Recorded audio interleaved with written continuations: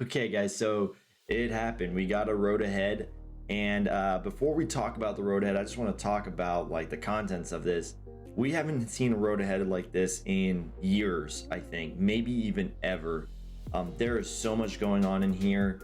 It's impossible for me to read this and keep this under, 15 or 10 minutes. So I'm just going to kind of give you guys some of my key highlights. Definitely go read it yourself. I had to reread it like 16 times to kind of understand where everything was going. But I think I have a pretty good grasp, so I will try to give you guys kind of the big things that are happening here, and hopefully you guys are enjoying this as much as I am, because this looks really cool. And I'll throw out some questions throughout this because there's definitely some things that I've been thinking about. I'm like, what the heck is going to happen here?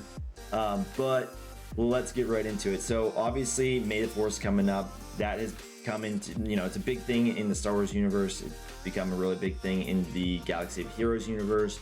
So they've got some pretty decent stuff, it seems like, for this. Bad Batch, it does look like we're only gonna get 4 of them as of right now, which I would expect the 4th one to be Crosshair on May the 4th. They just talked about that a little bit, and then here's a pretty big, drop for us, is that we're gonna get the next conquest that we have. Right now we're in the 3rd. They say the 4th conquest that they're gonna do. We're going to get Commander Ahsoka Tano. End All Be All says that we're going to call her Cat, which probably is right. A few things before we kind of talk about, conquest and stuff. What tags are they going to give her? Where does she fit in? Is she going to have, she's probably going to have the 501st tag, but what else? Like, she's not really a Jedi at this point, because they're basing her off the season 7. This is very interesting to me. I'm almost wondering, and we'll get into the reasoning why. I'm almost wondering if she's actually going to replace Gas as the leader of the 501st clones, because I just don't see who you really take out of that team. It's super solid right now, and so I kind of wondering what the heck her role in that team is going to be.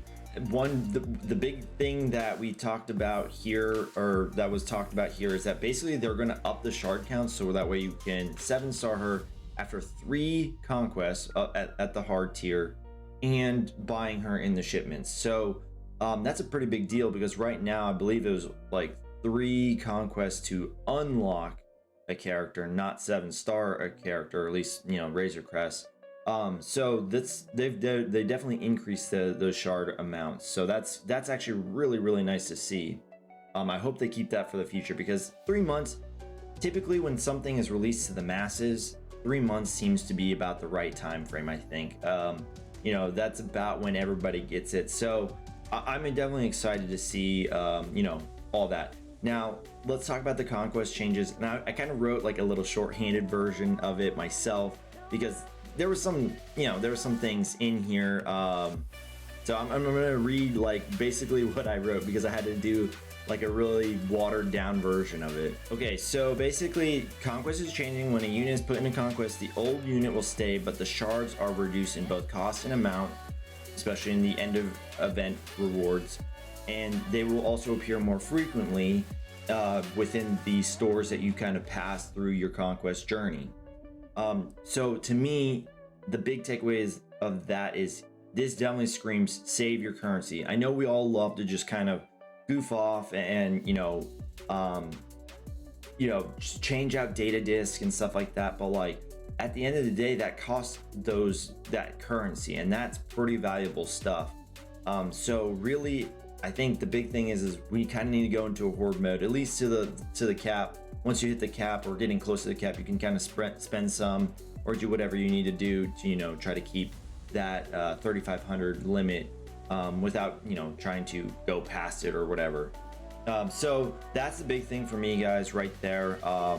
So once that new unit is put in, the old unit will stay, but the shards are going to be reduced at the end of the event, but they're going to be more frequent throughout the journey. Then they're talking about this already, right down here.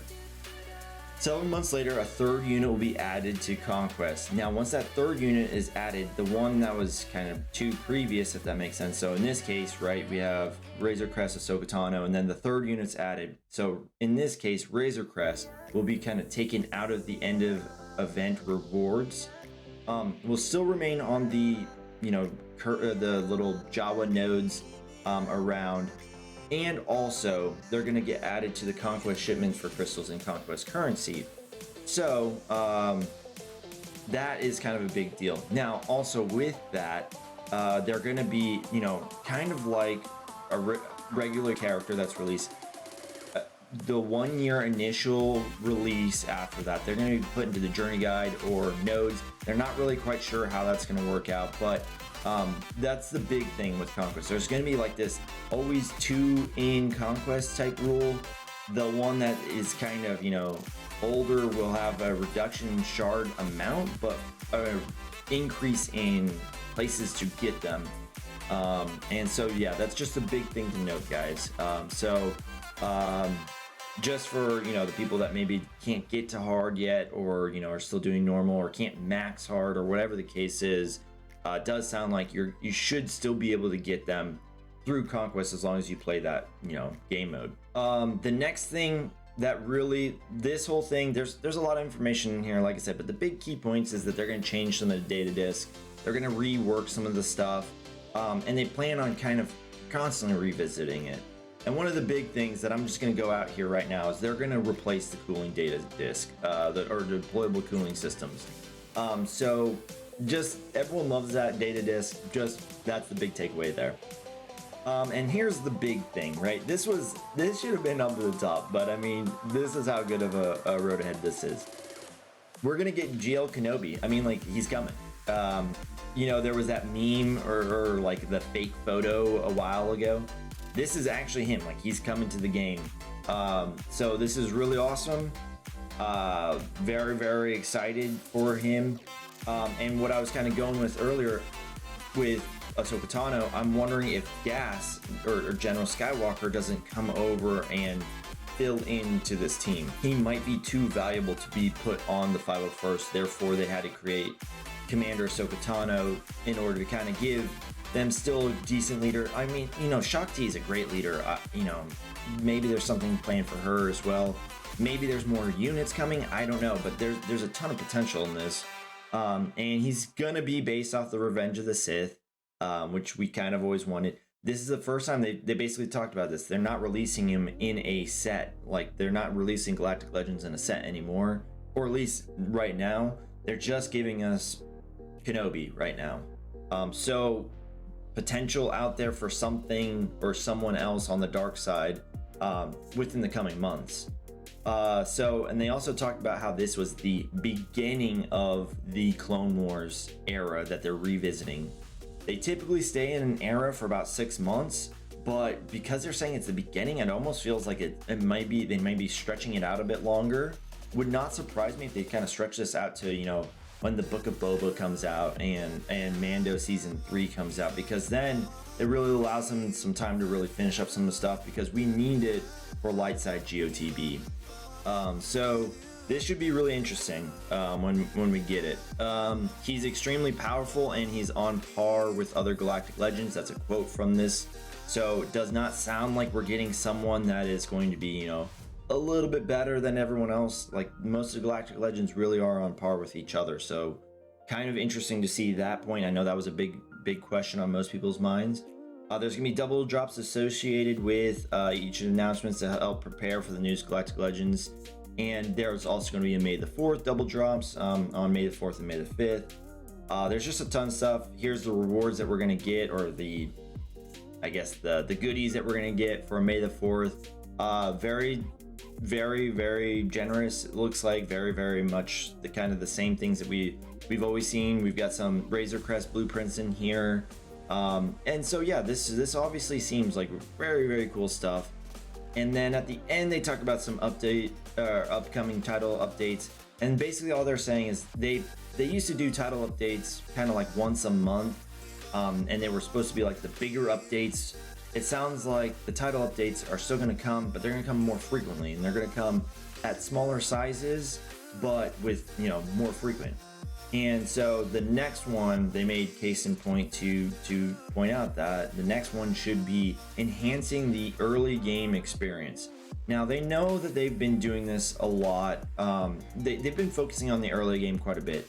And I'm gonna guess that what this is going to do is they're gonna give the early game players more access to the things that are going on in Star Wars right now, right? If you think about early game stuff like Mando and they don't want to. I don't think they want to give out Clone Sergeant shards anymore, right? I think they want to give out Bad Batch shards or something that really excites people. Like when they come into the game, they're like, "Oh, I know this. I've seen this," and it's not just some arbitrary character, right? Like they want to give something better, I think. So that way you start off on maybe a little bit higher of a foothold, and you're not just farming up Phoenix in order to get Palpatine right away. So this should be really interesting to see, like kind of what that curve does to the early game. And that's pretty much it, guys. That's like the big points that happen in this road ahead. But like I said, there's a ton of info in here, and let me know what you guys think. I'm going to stop here on the requirements.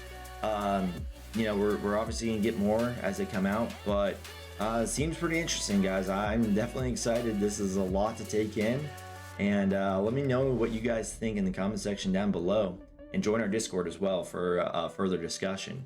And we'll catch you guys in the next one.